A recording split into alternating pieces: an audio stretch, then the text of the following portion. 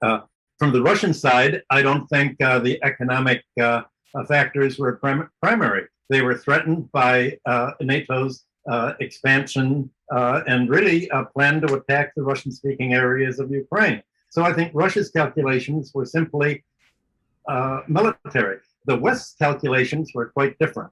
And if you look at what the results of the conflict are, you have to assume that everybody was talking about them. The results were known. They're very clear. The results are a very large increase in fuel prices, oil and energy prices, a very large increase in agricultural prices with declining supplies of food. This will leave most of Africa and Latin America, third world countries, the global south, unable to pay their foreign debts, which is going to result either in a massive debt default or it will result in a debt repudiation. Countries are going to have to choose. Are they going to have to operate their homes without energy, their factories without energy? And energy consumption per capita is directly connected to GDP for the last 150 years. Every chart shows energy use and GDP and personal income go up together. So what are countries going to do when they can't afford to pay the higher prices for energy? Well, Janet Yellen, who was the Federal Reserve head and the Secretary of the Treasury, says, well, what we're going to do is use the International Monetary Fund to preserve America's unipolar hegemony. I think she used almost those words. We have to keep American control of the world, and we're going to do it through the IMF.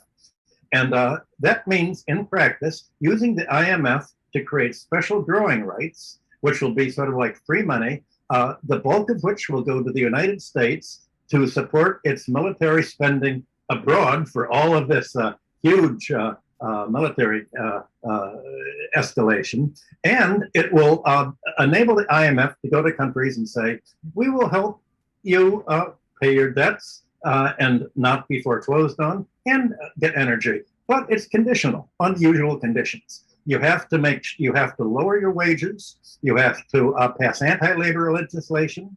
You have to agree to begin selling off your public domain and privatize.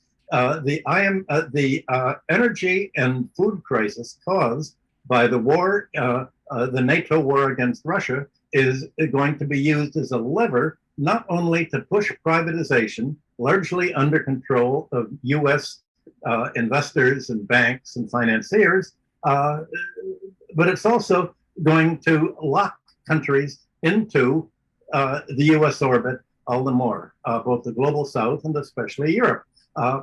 One casualty is obviously going to be Europe and the euro. The euro has been plunging in value day after day after day as people realize that it's lost its export markets in Russia and much of Asia, and now at home too, because exports require energy to be made. Its cost of imports are going up, especially of energy.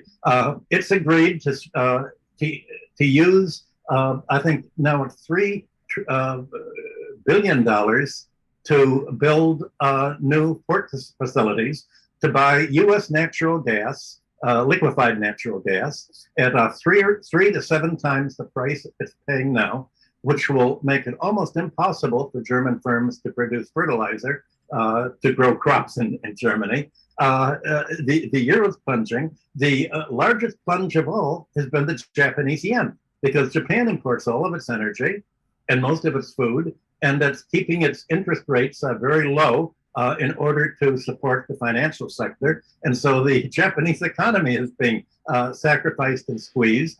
And I think this is, you can't say, gee, this is an accident. This is part of the plan, because now the United States can say, of course, we don't want your yen to go down so much that your consumers have to pay more. We will, of course, give you SDRs, special drawing rights, and we'll give you American aid, but we do want you to rewrite your constitution so that you can have atomic weapons on your soil, so that we can fight against China to the last Japanese. just like we're doing in Ukraine. Let us do it for you. And of course, the Japanese love that idea. The government loves that idea.